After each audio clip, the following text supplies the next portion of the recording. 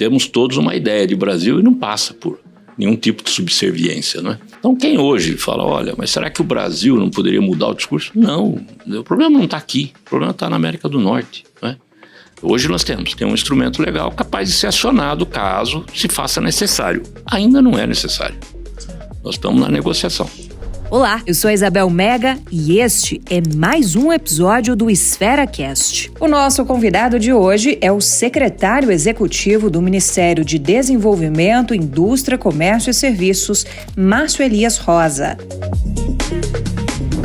EsferaCast de hoje é com o secretário executivo do MDIC, Márcio Elias. Secretário, muito obrigada por estar aqui com a gente. A gente estava ansioso para esse papo, porque eu sei que o senhor é bom de prosa. Não sou não. Muito bom dia a todos, é uma alegria estar com todas vocês e falar com você nessa manhã. Secretário, estamos num contexto de tarifaço, né? A gente grava esse podcast no dia 6 de agosto, que é o dia que as novas tarifas entram em vigor. Como é que a gente chega nesse 6 de agosto? Mais otimistas, mais pessimistas, mais pé no chão? Acho que a gente chega mais brasileiros, acima de tudo, né? Com a perfeita noção de que o Brasil é um país grande, forte, de um povo tão unido, trabalhador e economia tão forte, capaz de resistir a esse tipo de ofensa injusta, né, que uma grande nação, como os Estados Unidos, resolvem fazer. São três medidas, é uma grande medida tomada pelo governo norte-americano que produz três situações jurídicas muito distintas. Uma super tarifa, vamos chamar assim, né, que é de 40 mais 10, 50%, que alcança quase 40% do nosso fluxo de comércio. Uma outra regra, que é o novo normal, que é de 10%, também alcança 30 e tantos por cento do nosso fluxo comercial. E uma outra situação que não é só para o Brasil, é para outros tantos, que envolve aço, alumínio, setor automotivo, autopeças, que é de 25% ou de 50%, mas aí não é só para o Brasil. Para o Brasil, eles reservaram duas situações, de 10% e de 50%. 50% é o embargo, não é uma barreira. Barreira é aquilo que você supera. Embargo é aquilo que não supera. Mas como é que nós chegamos nesse dia, né? Primeiro, a constatação de que, infelizmente, o multilateralismo, o comércio regido por regras saudáveis, né, de convivência e de harmonia para dar o equilíbrio nas balanças, infelizmente não existe para alguns, na América do Norte, sobretudo. Mas, por outro lado, acho que nós estamos um pouco mais fortes, porque temos um pouco mais a noção da nossa grandeza, capaz de resistir. E o governo brasileiro saberá fazê-lo. O que a gente tem escutado muito é que, independente da data, o governo vai continuar negociando. O que a gente tem de sinalização de novas listas de exceções? Os produtos mais perecíveis, por exemplo, podem entrar nessa lista? Excelente pergunta. Olha, o Brasil ele não sai da mesa de negociação, não sairá da mesa de negociação. O presidente Lula, desde o primeiro momento, e ele tem toda a trajetória dele de negociador, sindical, fez a carreira dele, a vida dele, com base na negociação, e ele sempre diz isso, eu sempre fui para as negociações desejando não estar nelas, não é porque gostaria que não tivesse a discórdia, não é? Mas não sai da mesa de negociação jamais. Então o Brasil não vai deixar de negociar no aspecto comercial. Tem duas vertentes importantes, né? A questão política, que é inegociável, toca a nossa soberania, por exemplo, a independência dos poderes. Isso não está em mesa de discussão nenhuma, porque a ninguém é dada autoridade para questionar isso, a ninguém, não é? A não ser o povo brasileiro, a nossa Constituição. E o segundo aspecto, que é o comercial e de investimentos. Esse nós temos que negociar, ainda que seja com um adversário, entre aspas, nesse momento, porque nos interessa restabelecer o equilíbrio, é óbvio. A lista de exceções, você lembrou bem, que contempla centenas de itens, de linhas tarifárias, ela não contemplou alguns essenciais, como o caso do café, como o caso da proteína animal, carne, os perecíveis, alguns perecíveis, e além de outros itens, como, enfim, algumas questões relacionadas à madeira, celulose, etc.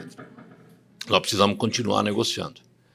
E há uma expectativa de que o setor privado também nos ajude nesse diálogo com as entidades governamentais norte-americanas. A qualquer tempo poderá sair uma nova lista agregando alguns outros produtos.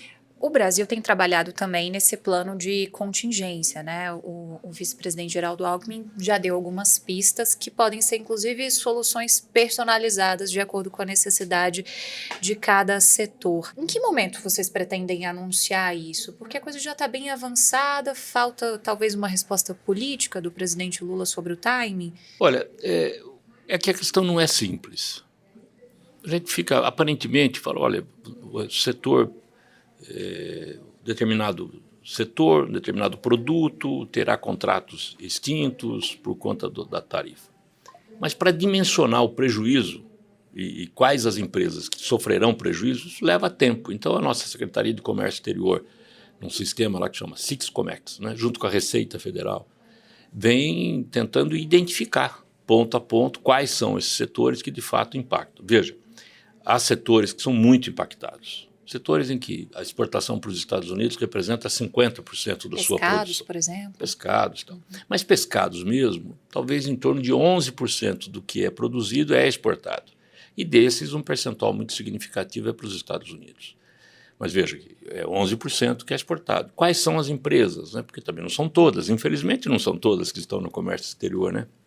Antes tivéssemos um número muito maior de empresas capazes de frequentar o comércio exterior.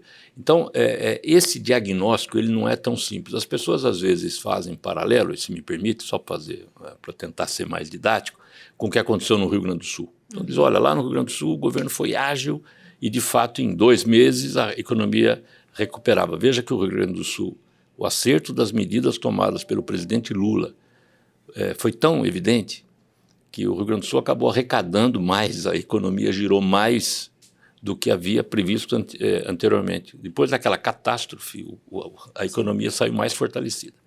O que eu acho que vai acontecer agora de novo. Mas lá nós tínhamos claramente um acontecimento natural, uma tragédia natural, e a economia voltava para a normalidade na sequência. O mercado consumidor continuava lá, só estava dormente.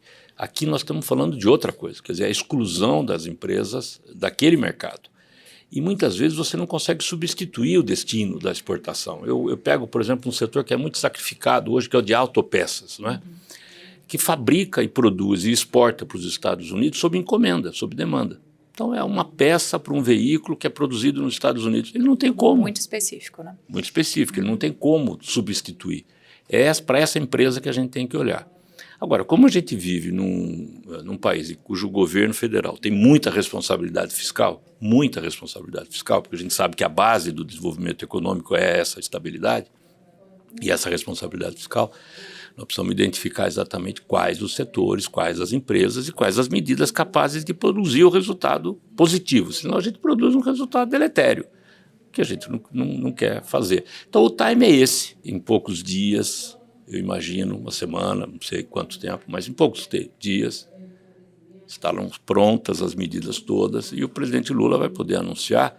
E o que é melhor, essas empresas vão poder acessar, o que é óbvio, né? Linhas de crédito ou para fluxo de caixa ou para realização de investimentos. Eu espero que a gente também consiga desenvolver junto com a Apex, né, um programa para diversificação de mercados. E vamos voltar às negociações para novos acordos. Veja que o presidente Lula estava certo desde o começo. Quando ele assume, desde a campanha, ele dizia: o Brasil precisa fechar a União Europeia, Mercosul, União Europeia, e não precisamos buscar outros acordos. E fizemos com Singapura, não é? Agora o EFTA, Emirados Árabes está bem encaminhado, ou seja, está caminhando.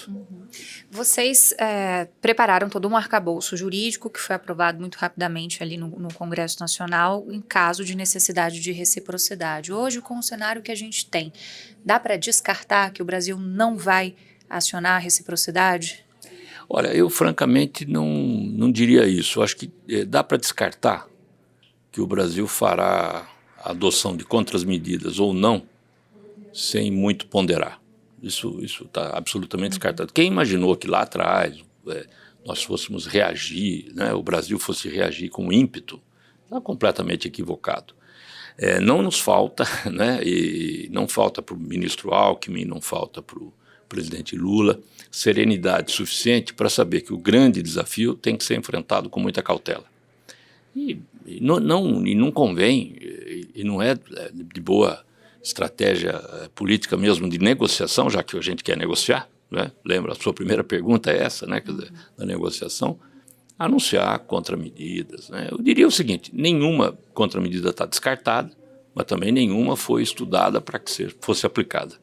A própria lei fala da questão das patentes, por exemplo. Poderia ser um caminho viável? Segundo o legislador, sim, né? Tanto que tem lá, mas tem também Condecine, tem a possibilidade de elevação ou não de uma margem, né, de direito comercial com conteúdo econômico, que as pessoas chamam de elevação da tarifa, enfim. E, a lei ela precisa existir. O instrumento precisa estar disponível. Porque o episódio recente mostra que é importante que o país tenha esse instrumento legal. O que não poderia ter acontecido, e o Congresso fez muito bem, e o presidente Lula também, quando sancionou e regulamentou, o que não poderia ter acontecido é, numa situação como essa, nós estarmos aqui diante de um vácuo, dizendo, e agora? Nós não temos o que fazer, não é? Hoje nós temos um instrumento legal capaz de ser acionado caso se faça necessário. Ainda não é necessário. Nós estamos na negociação. Uma dúvida que eu tenho, secretária, é se a gente já consegue apreender algum tipo de padrão de Donald Trump. Algumas fontes, eu gostei dessa expressão, usaram uma expressão de areia movediça para se referir a Donald Trump. A gente não sabe muito bem onde está pisando. Já dá para entender um pouco qual que é o padrão dele? O que o Brasil pode esperar, por exemplo, depois desse tarifaço ou como consequência do tarifaço? Olha, eu não sei decifrá-lo, não. Eu acho que não é possível decifrá-lo, não. Eu acho que tem uma característica, é o ímpeto, não é? Ele pode surpreender a todos e a todas com alguma inovação. Ele pode avançar, como ele pode recuar. Uhum. Agora, eu tenho também visto e ouvido muita gente falar, mas o Brasil precisa ter uma outra postura, coisa do gênero, né? Do tipo, preciso, de algum modo, sucumbir frente a essas pressões do governo norte-americano. O Brasil não precisa disso, e o Brasil não fará isso, o presidente Lula não fará isso, o presidente Alckmin não fará, ninguém fará isso, nem o brasileiro quer que seja isso. Temos todos uma ideia de Brasil e não passa por nenhum tipo de subserviência, não é? Então, quem hoje fala, olha, mas será que o Brasil não poderia mudar o discurso? Não, o problema não está aqui, o problema está na América do Norte, não é? Agora, decifrar, eu não sei, acho que nós temos que aprender a lidar com ele. Mas entendê-lo acho que é mais difícil. Secretário, essa foi a parte fácil da conversa. Agora vem a parte difícil. Brincadeira, o senhor vai se dar bem. Ó. São 5 perguntinhas em 1 minuto, naquele estilo ping-pong. Posso gastar os 5 minutos na primeira, não? É uma estratégia. Tem gente que faz isso. Mas acho que o senhor vai querer responder. Ó. Todas. Uma característica sua que te fez chegar onde você está hoje? Eu não sei, eu gosto de gente, né? Eu acho que quem se dá bem com gente se dá bem na vida. Eu gosto de gente, então eu procuro conviver bem. Eu gosto mesmo de gente. Uma coisa que você faria de diferente na sua carreira?